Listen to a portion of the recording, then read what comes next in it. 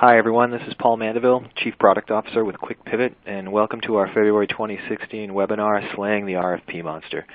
We certainly hope it's early enough in the year to tackle this important topic ahead of all of your big 2016 initiatives, so I suggest that we get right into it, and I can introduce you to some of the speakers and the topics that we're going to cover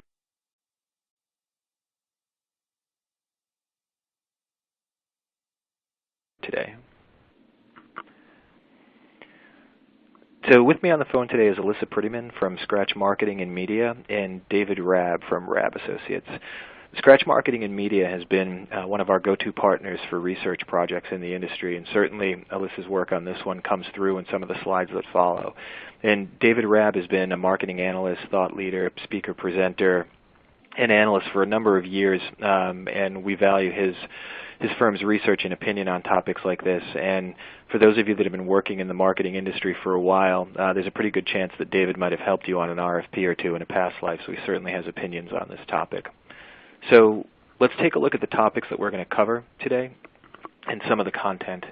So we wanted to start a research project that really took a look at the RFP process and did a comparison of a couple things. So the first thing I'd like to do is introduce the purpose and scope of that research and tell you what we have teed up. And then the second item is we really looked at vendor themes versus brand RFP requests. And this is really a question of alignment in the marketplace. Are vendors actually delivering the things that brands say that they need to improve their marketing infrastructure? And the way that we tackle those questions is we looked at some RFP statistics and analysis and best practices and tried to come up with some summary conclusions that could be used broadly as a resource for you as you undertake some of your 2016 projects. And all of this came about through some troubling statistics that when David and I was, having run a number of RFPs for a number of projects, I uncovered a statement that in his research that said when you look at campaign automation as an investment, 25% of buyers end up not really being satisfied with the results that they achieve from their campaign automation project. And assuming that some portion, possibly a large portion of those campaign automation projects were brought about because of RFPs, it's a pretty sizable disconnect. And David, I don't know if you wanted to jump in and make a few more comments. I know that there's more research behind this slide, and you'll comment on it later, but any initial comments? Sure, and a couple of things. You know, what we do in this research was we looked at the process that people had used to select their system, and then we asked questions about satisfaction, including a question like this one about value received. So we found correlations, as you can imagine, between different processes, so we sort of deduced some best practices from that. Now, just to be clear, these are not necessarily people who all did or didn't use an RFP. We're sure that some did.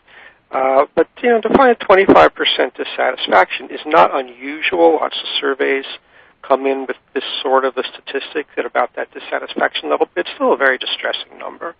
And we're quite convinced that using RFPs and other tools properly can help companies ensure that they're in the happier 75%, not in the seriously unhappy 25%. So hopefully we'll learn a little more about this in the next half hour or so.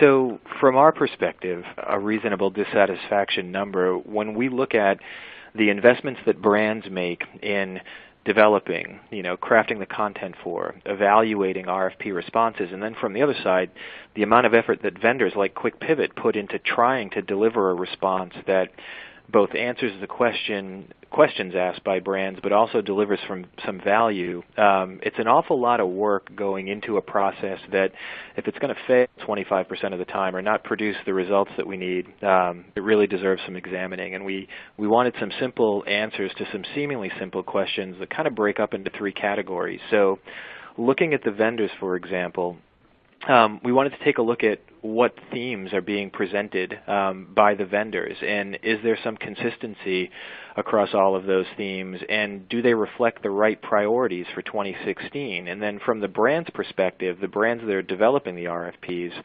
what are they asking for in the RFPs, and are there some consistent themes in what they're looking for, and is there alignment between what the brands are saying that they need and what the vendors are saying that they deliver? And if there is an alignment, are there some obvious gaps, and do those obvious gaps spell really big trouble for marketers in 2016?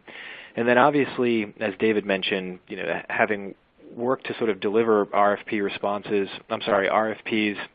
on behalf of brands, there's got to be a number of best practices to help get it right. And number one is, what items from a content perspective absolutely have to be prioritized in 2016? And then just the mechanics of the process. Is there a format that works best? Does Word work better than Excel? What is the right mix in RFP length of questions versus canned responses in terms of response mechanics? And then obviously scoring and measuring RFPs. What's the best way to lock down vendors' responses and set yourself up for a good evaluation? So again, we wanted to examine all of these things in a thoughtful way, and it really did begin with some research that we sort of sponsored that Alyssa and her team at Scratch undertook. So I'm going to turn things over primarily to Alyssa and David right now, and Alyssa, I think I'm moving things over to you if I'm correct. Great, thanks, Paul. So hi, everyone. Alyssa Prettyman from Scratch Marketing and Media. Really happy to be here today. So one of our specialties at Scratch is really taking a look at the data to understand where there might be gaps or overlaps between business strategy and reality. So for this project, we thought it would be interesting to look at two things, and you can see the bullets here on the slide. And one is, what are brands really searching for? And we looked at 15 RFPs with a multi-channel marketing focus, primarily in the retail industry, that spanned between 2013 and 2015. And we looked at things like language and themes and focal points across those 15 RFPs. And then we just took a look at 27 different vendor websites to understand what are they claiming to offer and how well are they offering it, how consistent are these messages, to see where, again, there might be overlap and there might be disconnect. So this is how we approach this process and what you're going to see play out in the slides ahead.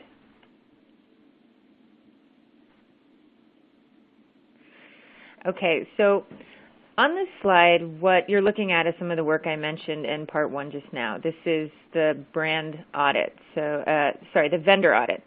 So what you see in front of you represents what we saw when we examined 27 different companies in a space akin to that of Quick Pivot, ranging from the big ESP and cross-channel marketing vendors like ExactTarget and Adobe, to vendors like Bronto and HubSpot, and all the way down to some smaller agency hybrids that have technology offerings in their umbrellas.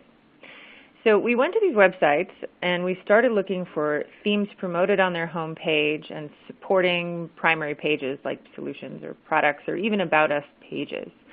So with that understanding, when you look at these black circles, understand that the size of the circle correlates with the number of vendors who claimed these themes in their arsenal, aka theme frequency.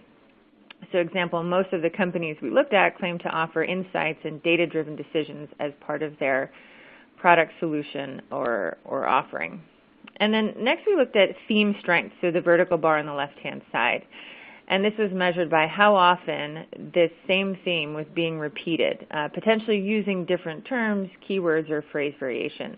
So personalized experience was present on many pages using a variety of like keywords: personalization, personalizing, personalized marketing, personalized ads, etc. And then lastly, we look for theme frequency, which is how often are the exact same terms used across different brands. So essentially, when you look at this picture, you can think of the lower left side as being very strong, very present and consistent across all 27 vendors. And then the more you get towards the upper right, the less organized, present, and consistent these themes will be. So not surprisingly, the themes like insight and data-driven decisions are hitting on all cylinders, and this is reflecting a deep-rooting interest in all things big data and analysis.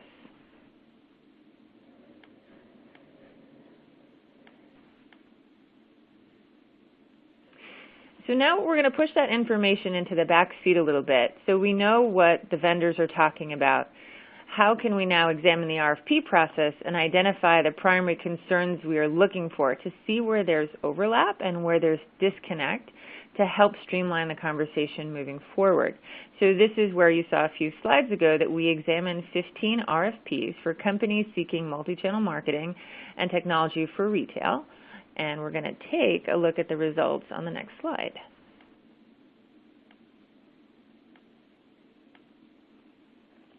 So what you see here is a pretty basic overlay from a vendor and brand perspective to see the terms that consistently appeared when the RFPs were analyzed. So the red circles do not reflect anything beyond the presence of a theme. So they're not an indicator of strength of theme.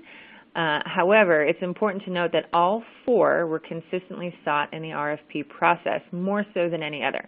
So the overlay is meant to be subjective to show where there might be overlaps in the conversation. And as you can see, there's pretty good but not perfect alignment. Integration, data analysis, and all things multi-channel, whether you call it cross-channel, omni-channel, or otherwise, all seem to fall into that same bucket. Interestingly enough, brands are still on the holy grail quest for a single view of the customer. So a term and message that's kind of spotty at best in the main messaging components of several of the vendor websites, although clearly a critical requirement for multi-channel marketing success. So now moving forward, what can we kind of make of this little map that we showed you here today?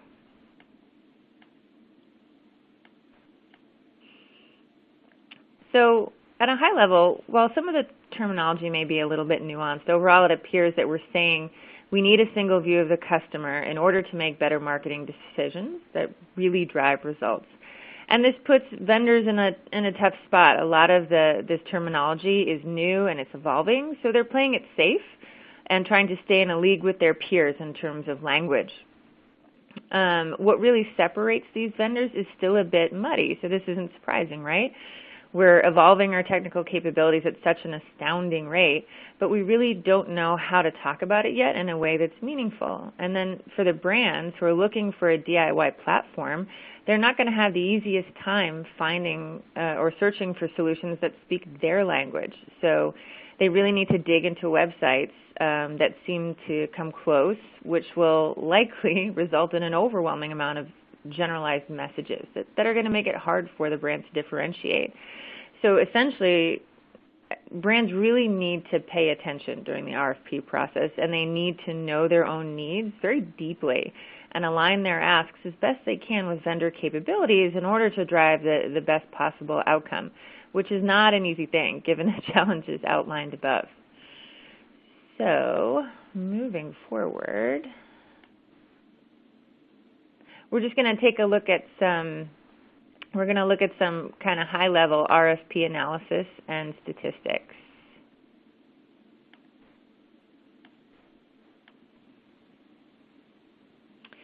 Okay, so the the big question, how much does an RFP really cost? And we know it's a lot. It's not just a lot in terms of the average 200 man-hours. It's tens of thousands of dollars in consulting fees and just general cost of investigating, the process. So the importance of optimization and ensuring that this is driving satisfactory outcomes has a very real business expense.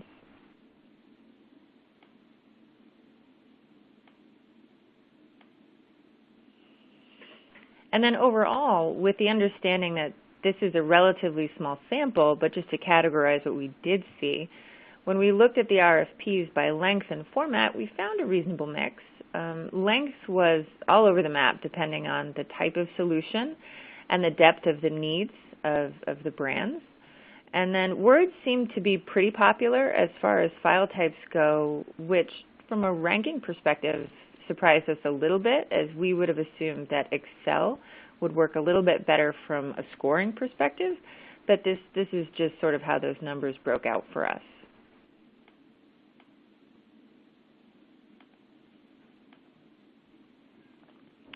So overall, what we can conclude is that size matters, kind of. What it comes down to is how accurately you understand your needs and how much specificity you need to get into to ensure that those needs are met. So the idea of know thyself. And from a scoring point of view, we still found that Excel was a little bit easier to work with, though other programs seem to be popular and working for the brands. Repetition is key to reinforcing things that are critical that you need from your vendors. So consider asking about the things you need from a few different angles. For example, data-driven decisions is a broad term. So how is my solution offering data-driven decisions? What parts of this solution could potentially contribute to aggregating understanding and leveraging the power of these insights? And can I ask this question in a few different places to ensure the solution I end up with is really fully baked where I need it to be? Generally, we recommend avoid attachments. This process, as we saw on the previous slide, is so massive, and it's a real investment both internally and from the vendors you ask to bid. So doing the upfront homework to distill your asks into one clear, well-defined document is going to reduce cycles across the board. And then lastly, take the time to perform a TCO analysis, but avoid diving too deeply into the understanding the direct and indirect costs until you get closer to the end of your process. So basically, whittle it down to your final one or two vendors before you really spend the time crunching the numbers to figure out what it's going to take to secure and get up and running with a new vendor. Alyssa, what's TCO? Total cost of ownership. Good, thank you. Okay. And then now we're going to turn it back over to Paul and David. So David's going to take us through a much more detailed recommendation for how you can approach the RFP process. Great, thank you, Alyssa. And let me do that. So let's start by talking about the physical RFP document. Because that's where it starts. It starts with this piece of, it's not paper anymore, is it? It's usually a Word doc. And in my experience, we do them in Word docs. I've done literally hundreds of RFPs. And the reason we do it in Word as opposed to Excel is simply that these are questions that we're answering. We want to read the answers. We don't want a yes or a no, which is what most people will give you. And usually whatever you ask, they say yes. Pretty much whatever it is, whether they can do it or not. That's what vendors are sort of tended to do. So we want to hear a little more detail. So we encourage a description of how, not just whether you do something, but how you do something. So we need to ask real questions, which means, starting with first things first, we need, as RFP authors or as buyers, to understand what our requirements are. What are we really trying to accomplish? Not just what's the list of features in a vendor system. It's very easy to come up with a list of features that things have, but which features matter to me and how am I going to use them? So we really go back and we start with what's the business strategy of the client, and then what are the marketing programs that they need to run to support that strategy, and what are the specific use cases that are actually going to be needed to execute those marketing programs, and what's the process? Because the process we're going to walk through step by step sort of in our head. This is the process. These are the things I need the system to do at every step in the process, and those are the functionalities that I'm looking for in a vendor. That's where I have to start. It has to be very, very specific, be very, very targeted directly at my particular needs, not just something generic. But the second thing that we really need to do in the RFP document is to provide the vendor with information. It's not, at least theoretically, not an adversarial process here. It's not a guessing game where they're supposed to sort of intuit what my business is. I'm supposed to tell them what my business is so they can actually give an answer that's relevant and directly targeted to my needs. So we, in our RFPs, we go into kind of gruesome detail about what the company is like, what its resources are like. Is the important one of the important factors is what's the skill level of the people on the brand side, the buyer side of the fence, who are going to be using these systems, because the vendor needs to tailor their answer and tailor their proposed solution to the resources that are available. So what kind of people do I have? What kind of systems? What kind of budget do I have? Again, we want to describe the marketing program so the vendor can say, well, you've asked this, but you're also going to need that. You forgot that. But I, as the vendor, know you're going to need it, so let me tell you how I'm going to do that. And then we give them some background about data volumes and integration requirements, the kinds of systems that I'm running. Again, so they can either raise a red flag or they can say, we've integrated with this particular vendor 18 times already. We know this CRM system really well, and we're great at integrating with it. So it's a lot of information that you have to give the vendor that helps the vendor to give a response that's sort of directly relevant to your needs.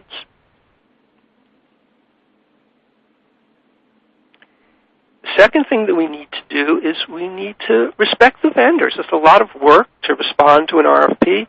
You just saw this estimate of 200 hours or so on the brand side to prepare it. Well, it's at least that much work on the vendor side usually to respond, and companies like Paul's have departments of people who do nothing but respond to RFPs, and it's not fair to them to ask them to respond if they're not really a candidate. And more to the point, if they suspect they're not a candidate, they're not going to put much energy into giving you a response that really meets your needs. So it's in your interest as the buyer to limit the number of people that you're submitting these RFPs to, that you're asking for responses from, to people who are genuine prospects of companies you want to do business with.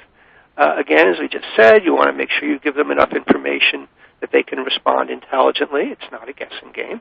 And thirdly, you want to leave them a little wiggle room to say, well, this is what I think I need, but if you have a better way of doing it, or if you see something that's missing, or if there's some totally alternate solution that you think is better for me, tell me about it. The vendors are experts. They know what they're doing. They know their systems. They know their capabilities. Again, they'll rarely tell you what they can't do, unless they truly decide, well, this just isn't a fit. And many times they will do that.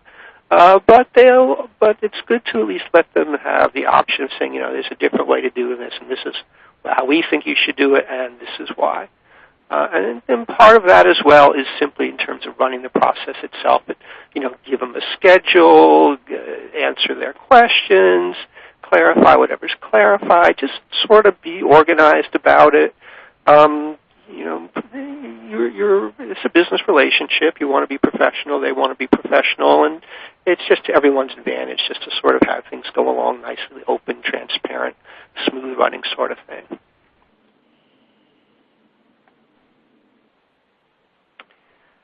All right, so you've written this very nice RFP. You've set up this nice process, but the RFP it's just a written document. It doesn't even, no matter how well the answers are written, it doesn't really answer everything, because like any written document, it leaves out as much as it tells you. So the real meat of this thing is after you've analyzed the RFPs, now you want to get the vendors into a room and do real demonstrations so you can see what the systems really do. And the key to that is not to let the vendor just go through their CAN demonstration that highlights the cool features of their system, the things that look pretty and the things that they do really well. You want to actually have them show you the things that matter to you. So you have to be very specific, very directed at saying, okay, here are my scenarios. Here are the features that I need to see. Here's the process I need to see how your system does it. Now, you've already defined those processes as part of your requirements building. That's one of the reasons you take the trouble to go through that requirement building process, is because you do need to get these very specific scenarios here. So now I've laid out the scenarios. I tell the vendor in advance, this is the scenario I'm going to want you to come in and demonstrate. You're going to show me these kinds of programs and these kinds of channels with this kind of content, and I'm going to watch you build it. And the vendor really has to do that. If they don't do that, it's kind of a red flag. I mean, sometimes it's okay because there's a reason, but certainly is a concern if there's something they're kind of not showing to you. So you watch them. When you're done with that, you ask the questions, you go through, and then the vendor leaves and your team sits down and your team reviews what they just saw. And surprisingly, sometimes people see different things. So you want to understand any discrepancy in perception as soon as possible so that the team can say, oh, wait, you saw that? No, I saw this. And come to an agreement, to a consensus on what it was you saw. If there are things that you really don't agree with what you saw, that's fine. It's another list of questions. You go back to the vendor and say, hey, I need to have this clarified. This doesn't have to be a meeting doing that, but whoever's sort of acting as the vendor interface and liaison goes through and says, let's get that clear. So we come to an agreement on what it is we saw. Then you want to talk to references, and references are probably the most underutilized resource in this whole process, in my experience. People say, references, they're going to give their happy clients. What are we going to learn? We're going to learn that they love them. Well, yeah, they will give you happy clients unless they're really out of touch with what their clients feel. But who are those clients? Are they similar to you? How are they using the system? What's their level of sophistication? Are they comparable? Because you really want a vendor, in most cases, who kind of deals with people like you. You don't want to be the first in a new industry or the biggest company they've ever dealt with or the smallest company they've ever dealt with.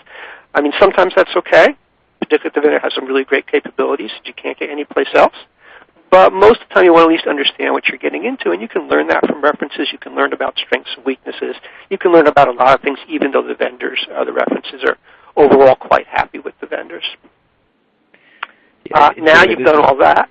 Yeah. Oh, I'm sorry, David. I'm going to interrupt you while you're on a roll, but you said something that rang so true for me.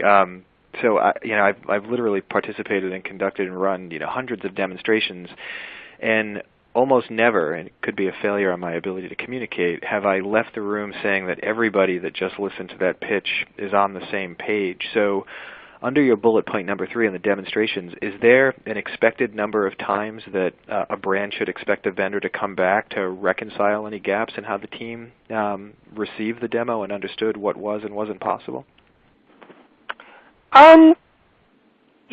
In my experience, and clearly different from yours, if we structure things properly and we allow enough time, we can usually get a pretty good sense during the first session of what the system does and doesn't do. You have to have the patience. You have to just let people ask questions and sometimes kind of ask the same question, what sounds like the same question 4 different times until they really are happy that they got the answer, or maybe they're not happy. Usually they ask the question multiple times because they don't like what they're hearing. But either way, let them go through it. Now, ask them to come back once, ask them to come back twice, sure. But, again, being respectful of the vendor's time, I would not want a client to have vendors come back again and again and again. I think at some point it indicates some kind of a problem really more on the client side, on the buyer side, than it does on the vendor side. Thanks for that perspective. Sure. All right, so now you've done all of your demos, and you've, again, after each demo, you've done your scoring, and you were very specific. We actually prepare little score sheets related to the scenario, so we know exactly what people are supposed to be listening for and checking off. And now we get to the Excel. Okay, before we weren't, but now we go through and we have all of our requirements, and it's a big matrix, a big spreadsheet. We weight the requirements, and maybe we're a little compulsive, but my process is very specific. My process is I make everybody have weights that add up to 100%, so they're forced to make trade-offs, because if you ask them to rank everything from 1 to 5, usually about 98% of the things end up with a priority of 5, so it doesn't mean anything. So we really want them to think about what's more and what's less important. And then we go through the vendors, and we rate the vendors from 1 to 10, and again, even 1 to 10, we do that for a reason, because if you do 1 to 5, everybody always wants like a 3.5 or 4.5. It's like fine, but they usually are happy with the 7. I've never seen anybody want a 7.5. So we go through the ranking, item by item, vendor by vendor, and then we do the math, and we come up with the scores, but the interesting thing is the scores don't matter. What really matters is the process of talking through item by item, vendor by vendor, what is good or what is bad, what score you would give the vendor for that particular feature, because that's what builds the consensus. And really the part of this process is for everybody to understand why we made the decision we made and kind of to buy into the decision. So by the end of the process, it's usually quite clear before you look at the numbers who the winner is. Sometimes you end up with numbers or rankings that are surprising, and that's also very significant. You say, well, wait a minute, this wasn't what I expected. Did I have my weights wrong? Is there some scoring wrong? What is it that made these numbers come out different from the way intuitively I thought they were going to come out? And that's another very useful discussion. So this is really all about the discussion, not so much about the math.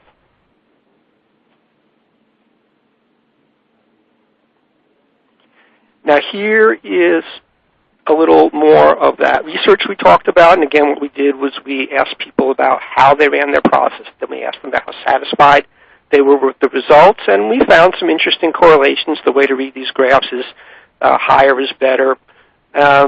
So in this case, the first one about selecting too quickly, how much time did they spend? People who selected really quickly, less than a month, not very happy. Less than a month is not enough time to run an RFP, so you can be pretty sure those people didn't even run an RFP. But then if they spend 1 to 2 months or 3 to 4 months or even 5 to 6 months, which is a lot of time, but it's kind of what an RFP process takes. You can't do an RFP process in less than 3 months minimum. Those were the ones who, they took their time, and they did tend to be considerably more satisfied than average. The other mistake that we found is people who considered too few vendors. And what you really see there is the people who considered only one, kind of took the first one or didn't really, again, do any kind of a comparative process. They're considerably less happy than those who looked at 2 or 3 or 4 or 5.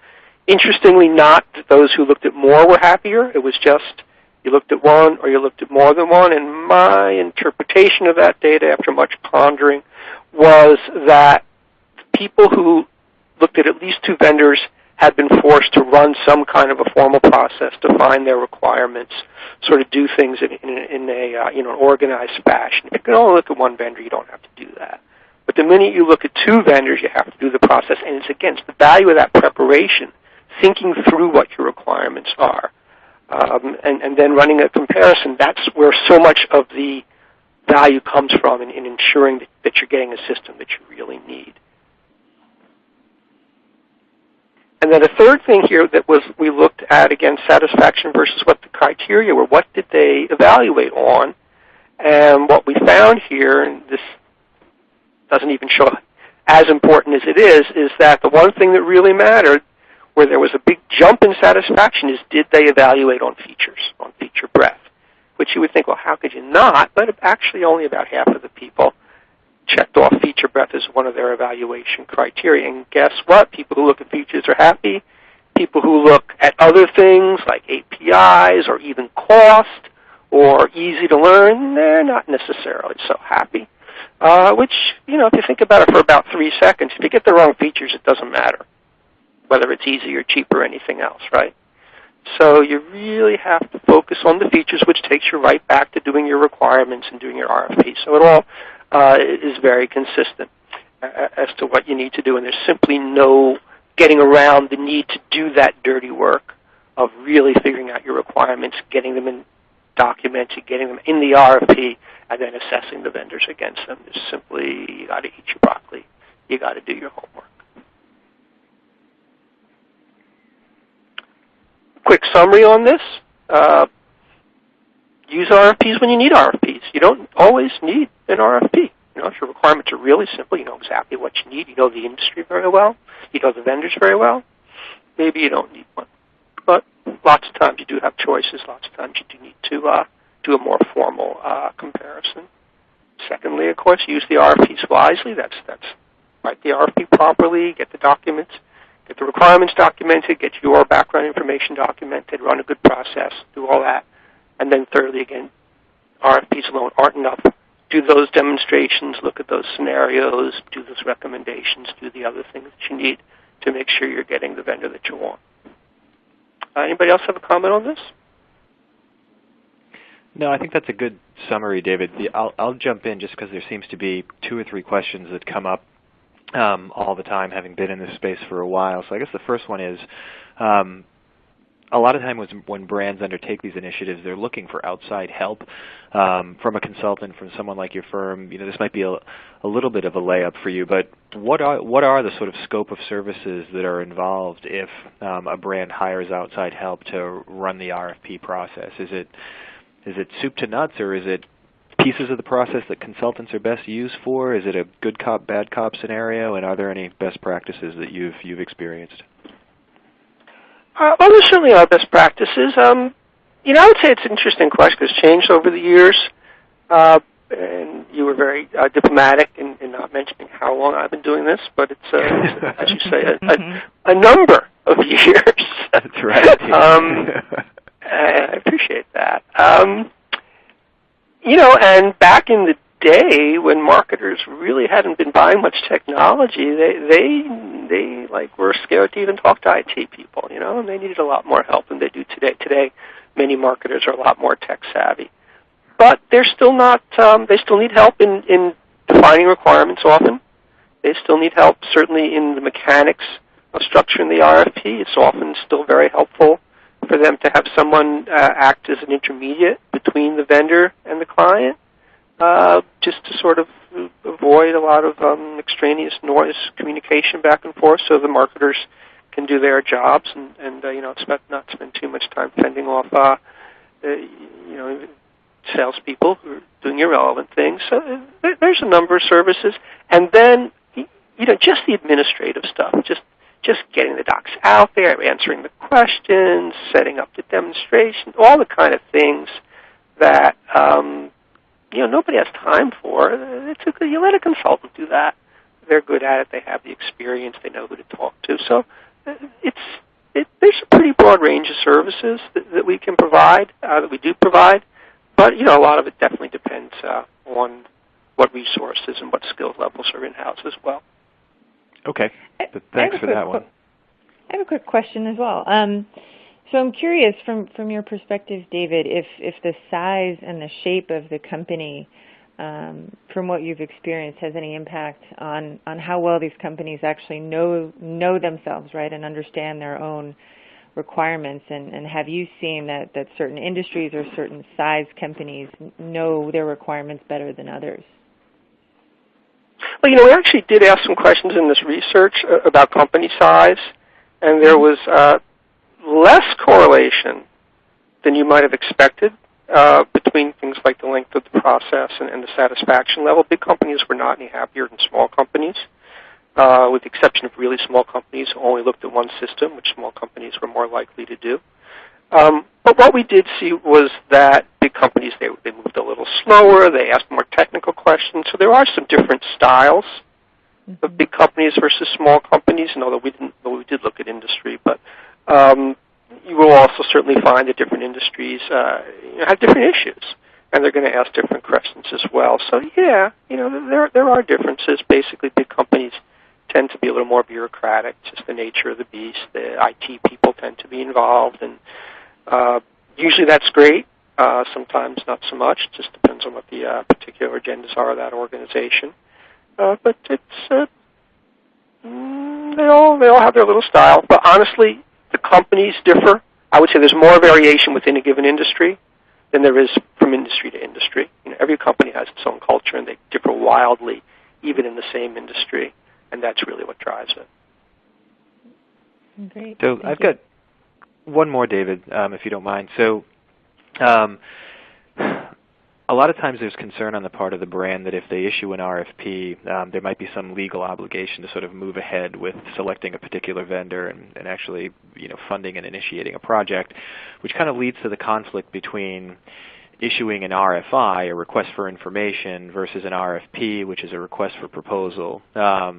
My question is, can you comment on both of those things? One, just sort of clear the air once and for all on whether there's any obligation for a brand to move forward if they issue a request for proposal. And then two, do you see any value in the RFI process versus the RFP process, or in your experience, are they really one and the same?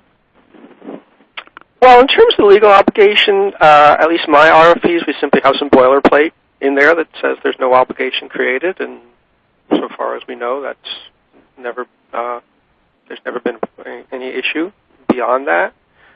So I think as long as you just kind of dot those legal I's and cross the T's, you should be okay. In terms of RFI versus RFP, I don't really have a hard distinction in my own mind between the two. I think of an RFI as more just asking questions of the vendor and not asking for a formal proposal. So, let's assume there are 3 or 4 or 5 key things I need to find in a vendor. I know those are what I need.